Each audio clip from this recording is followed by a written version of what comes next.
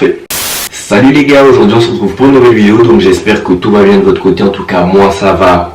En ce moment j'ai un élan d'énergie vraiment. Du coup je vais vous épargner l'intro bateau. Bon, maintenant je suis venu pour vous parler tout simplement des friperies. Avant de commencer cette petite vidéo, petit disclaimer, je tiens à vous préciser que tout ce que je vais vous énoncer juste après est tiré d'informations que j'ai pris le temps de rechercher. Donc au préalable, j'ai bien pris le temps de procéder à différentes recherches, donc j'ai plusieurs sources à mon actif. Après il est tout à fait possible qu'il y ait quelques informations qui restent à corriger, donc n'hésitez pas si c'est le cas. En tout cas je les prends avec plaisir. Si c'est dit de telle manière à m'aider, je prends volontiers. Ah aussi très important, buvez de l'eau, c'est très important, restez hydraté. Que ça soit l'été, l'automne ou l'hiver.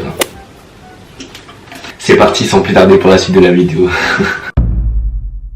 Tout d'abord, je vous apprends rien. Inutile de vous dire qu'on achète déjà beaucoup plus de vêtements qu'il y a 20 ans, à savoir 4 fois plus. Et que la durée globale de vie d'un vêtement occidental se compte désormais en mois. Comparativement à avant, où elle se comptait en années. C'est comme ça. Du coup, on jette souvent dans ces bennes au coin de la rue, vous savez, les bennes là qu'on retrouve à côté de chez tonton, tati ou de chez soi. Mais du coup, l'idée classique est la suivante. On pense souvent que les vêtements qui sont jetés, qu'on prend le temps de jeter, sont redonnés directement aux pauvres. C'est ce qui est dit. Alors que seulement 2% d'entre eux sont donnés aux plus nécessiteux. Vous vous rendez compte, 2%.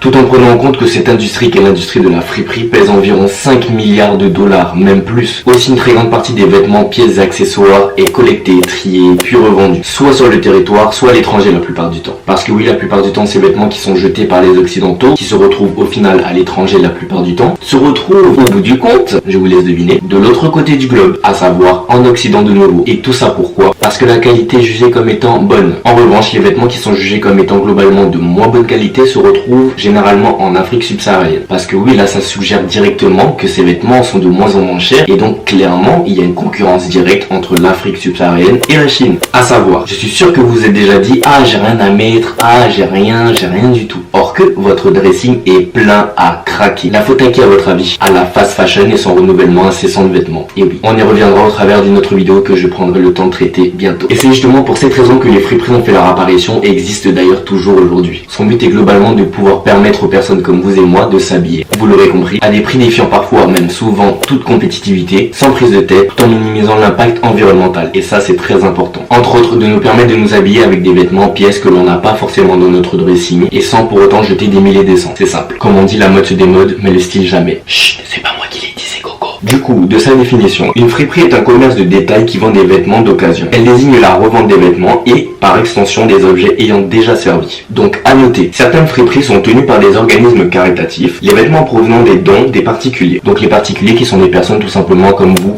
et moi. Ce qui signifie que vous pouvez décider au lieu de jeter vos vêtements, et par conséquent de polluer encore plus, de les vendre ou tout simplement de les donner aux fripes qui vous correspondent. Qui correspondent tout simplement à votre éthique, à votre manière de voir les choses. Parce que oui, l'industrie du textile et de la mode en général est très polluante, et ce dû à notre mode de consommation que je caractériserais comme étant compulsif. Attention, quand je dis notre, je parle de l'être humain en général, donc je suis très loin de placer tout le monde dans le même panier. Attention. Du coup, pour revenir à nos moutons, la collecte, le tri, les éventuelles réparations et la mise en vente des vêtements peuvent aussi être assurées par une entreprise de réinsertion sociale. D'autres fonctionnent sur le principe du dépôt de vente, comme je l'avais expliqué. Les vêtements sont apportés par des particuliers et la friperie leur tient lieu d'intermédiaire commercial. Voilà. Enfin, certaines achètent les vêtements généralement au poids, lors des déstockages d'usines ou de magasins traditionnels, faillite, fin de série, soldes invendus, etc. Ce qui est très intéressant, vous verrez pourquoi. Outre les bas prix pratiqués dans ces magasins, leur intérêt réside dans le fait qu'il est possible d'y trouver des vêtements vintage. Et ça, les amis, pépite. En parlant de vintage, petit côté historique, il faut aussi savoir que la friperie, à partir des années 1880 pour le vêtement masculin et des années 1900 pour le vêtement féminin, est concurrencée par les habits confectionnés bon marché. Elle devient finalement fréquentée par les bourgeois, les artistes et même les étudiants de nos jours. Et pour le coup, ces derniers se mettent à découvrir, à rechercher et à dénicher des articles de bonnes affaires quoi. Son but est vraiment de s'extraire de l'uniformité du prêt-à-porter et ce depuis les années 1960, qui marque entre autres son renouveau dans l'industrie. Alors comme quoi les apparences sont très trompeuses. Et je trouve que c'est très important de se défaire des images préconçues selon lesquelles les vêtements sont sales, je vais être mal perçu, ou tout simplement qu'il n'y a pas de marque. Parce que oui, j'ai souvent entendu cette phrase, ce ne sont pas des vêtements de marque, c'est sale, point. Je ne vais donc pas acheter en friperie. Et ça c'est dommage, parce que c'est faux.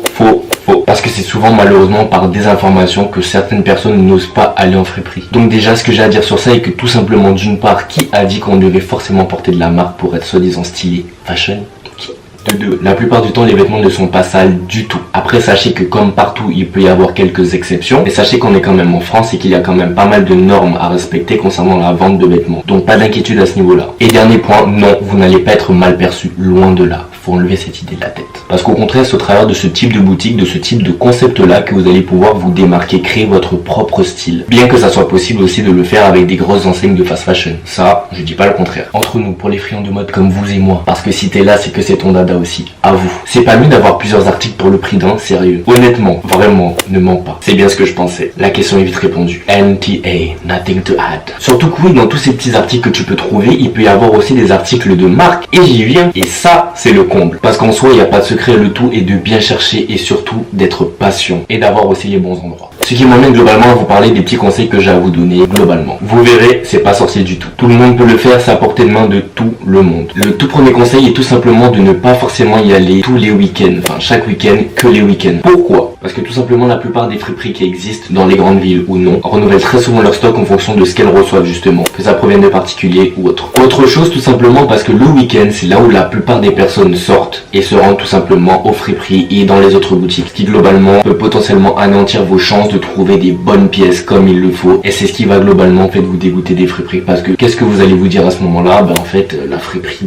c'est nul, je ne trouve rien, la friperie c'est nul. Et ouais, c'est sûr que si tout le monde y va au même moment, à savoir le week-end, forcément il y a des personnes qui seront heureuses parce qu'elles auront trouvé leur bonheur, elles auront tout simplement trouvé les pièces iconiques. En général, les friperies renouvellent leur stock entre le mercredi, vendredi, parfois le lundi. Je conseille franchement entre nous d'y aller en semaine parce que c'est là que vous allez trouver la plupart du temps des pièces iconiques. Et lorsqu'ils renouvellent leur stock là, pépite. Mais du coup, dans la continuité de ce que je viens de vous énoncer, n'y allez surtout pas en grand comité. C'est-à-dire que plus il va y avoir de personnes avec vous pour faire les boutiques, que ça soit des amis ou non, surtout quand il s'agit de personnes qui ont à peu près la même fibre que vous, c'est-à-dire au niveau des vêtements, les mêmes goûts, franchement, ça va démultiplier vos chances de trouver la perle rare. Parce que si ça se trouve, c'est votre ami qui aura flashé sur le même vêtement que vous, qui va le prendre avant vous. En tout cas, je ne dis pas de pas y aller avec des amis ou quoi, mais allez-y en comité assez restreint. Tout simplement pour multiplier vos chances de trouver votre perle rare et pourquoi pas de repartir avec plus d'un vêtement. Parce que c'est assez frustrant de se dire que tes amis sont repartis avec des pièces iconiques, toi t'as une pièce même pas, et que en fait les vêtements qu'ils ont trouvés, ce sont des vêtements que si tu les avais trouvés seuls, tu les aurais tous pris. Et les vêtements de tes amis ne sont pas tes vêtements. Même si ok je suis d'accord, vous pouvez vous les passer de temps en temps, ok, mais au final ce ne sont pas tes vêtements. C'est à partir de ce moment-là que la frustration commence, et là, c'est pas bon. Donc les gars, privilégiez le fait d'être seul ou maximum à 2-3. Un autre conseil, allez-y tout simplement très régulièrement parce que c'est sûr que c'est pas en allant une fois tous les je ne sais combien de mois que vous allez trouver forcément votre bonheur. Après, il y a toujours des exceptions, vous pouvez avoir de la chance. Mais pour ma part, je n'y crois pas trop. Donc après, bien sûr, dans la mesure du possible, en fonction de votre emploi du temps, de ce que vous avez à faire dans la journée. Mais en soi, si vous arrivez à faire des fripes 1, 2, 3 fois par semaine, c'est déjà cool. Et pas forcément les mêmes, ça c'est très important de le préciser. Si vous êtes de Paris, de la région d'Île-de-France, tout simplement, vous verrez qu'il y a pas mal de choix à faire. En tête, là, j'ai des friperies comme Guérissol, Mad Vintage, Fripstar, les basiques comme ça, vous voyez. Après, je sais qu'il y a des friperies dans la plupart des grandes villes de France. Après, malheureusement, je sais qu'il y a certaines qui ne sont pas encore implantées dans certaines villes. Malheureusement, et ça c'est bien dommage, mais ça commence quand même à évoluer et ça c'est sûr que c'est un concept qui va s'implanter dans pas mal de petites villes comme ça parce que c'est tout simplement un concept qui prend son essor depuis déjà quelques années déjà. Autre chose aussi, il faut essayer de voir autrement les choses quand on se rend dans une friperie, c'est-à-dire que si c'est ta première fois où tu te rends dans une friperie, il faut essayer de varier ses recherches et d'ouvrir tout simplement son esprit. Ne pas se contenter d'une seule pièce, c'est-à-dire ne pas se dire ok, j'arrive dans la boutique, je veux ça. Je peux te dire ça, ok, mais après si tu trouves une autre pièce que tu n'aurais pas forcément mise au premier abord, tu peux dire ok, je vais la mettre, je vais l'essayer. Et ça m'apporte à ce conseil-là, justement. Toujours essayer une pièce dans la mesure du possible. C'est-à-dire que lorsque tu vois ce vêtement, lorsque tu l'as repéré, il faut que tu l'essayes. Bon après tout dépend de ta condition. Si ce jour-là tu ne peux pas, tu peux pas faire autrement. Voilà, tu le prends, ça sera au feeling. Parce que oui aussi, sache que, petit détail, une fois que tu as acheté en général un vêtement dans une friperie, rares sont les fois où tu peux les changer. Donc vraiment, fais attention lorsque tu as procédé à ton achat. Ça serait dommage que tu arrives chez toi et que tu vois que ton vêtement ne te va pas. Moi ce que je te conseillerais c'est de toujours prendre plus grand que ta taille initiale. Pourquoi ? Tout simplement parce qu'un vêtement qui est trop grand pour toi te va toujours, tandis qu'un vêtement qui est trop petit pour toi, c'est peine perdue. Après tu peux bien évidemment toujours le reprendre à côté si tu fais de la couture ou quoi. Et en parlant de couture d'ailleurs, si tu vois que certaines pièces, matières intéressantes ont des trous, tout simplement sont tachées, pas de panique, tu peux toujours essayer de les reprendre si vraiment il s'agit d'une matière intéressante. Et c'est d'ailleurs là que réside le principe de la seconde main. tu ne vas pas forcément trouver des vêtements qui sont toujours tout beaux, tout roses, tout... Voilà, c'est le monde de la friperie, c'est comme ça que ça se passe. Mais c'est ça qui rend justement la chose très intéressante. Et le dernier petit conseil pour la route concerne tout simplement le lavage. Parce que même si la plupart du temps les vêtements sont lavés, désinfectés, on ne sait jamais. Du coup, il faut toujours laver ses vêtements, surtout quand ils viennent de friperie, avant de les remettre. Parce que la plupart du temps, les vêtements qui sont issus des différentes friperies sont remaniés maintes et une fois, et ça pour le coup... faut faire gaffe. Parce qu'il y a énormément de passages dans ce genre de boutique, il y a plusieurs personnes qui sont adeptes de ce genre de concept, et donc qui touchent les vêtements par-ci, par-là, et donc je ne vous apprends rien, la désinfection n'est plus, vu que tout le monde touche. Donc bien faire attention à ce petit aspect là. Donc voilà les gars, cette petite vidéo est déjà finie, j'espère qu'elle vous aura plu. Comme je l'avais déjà dit sur Instagram d'ailleurs, je vous invite à me rejoindre sur mes réseaux sociaux respectifs. Je souhaitais vous faire un petit topo d'une part sur la friperie et d'autre part sur la fast fashion. Donc vous l'aurez compris je pense, logiquement. Aujourd'hui je vous ai parlé des aspects qui traitent davantage de la friperie. Avec le petit côté historique, le petit côté à savoir, parce que mon but à moi c'est vraiment de vous apprendre quelques petites choses. D'où le fait que comme je vous l'ai dit en début de vidéo, j'ai toujours des choses à apprendre moi aussi. Donc si vous avez quelques petites choses à me faire savoir, n'hésitez pas à me les faire remonter. En tout cas, sache que c'est un super bon deal, surtout si tu souhaites investir dans une mode respectueuse de l'environnement et abordable au niveau des prix. La seconde main, c'est ce qu'il te faut. Surtout quand ça peut te permettre de poser la main sur des pièces qui sont parfois, souvent d'ailleurs, plus difficiles à trouver dans des boutiques de mode éthique. La deuxième partie sur la fast fashion sera bientôt disponible sur ma chaîne. En attendant, je vous invite à me rejoindre, comme je vous l'ai dit, sur mes différents réseaux sociaux, à liker, commenter si c'est pas encore fait. En attendant, je vous dis à très bientôt pour une prochaine vidéo. Bisous.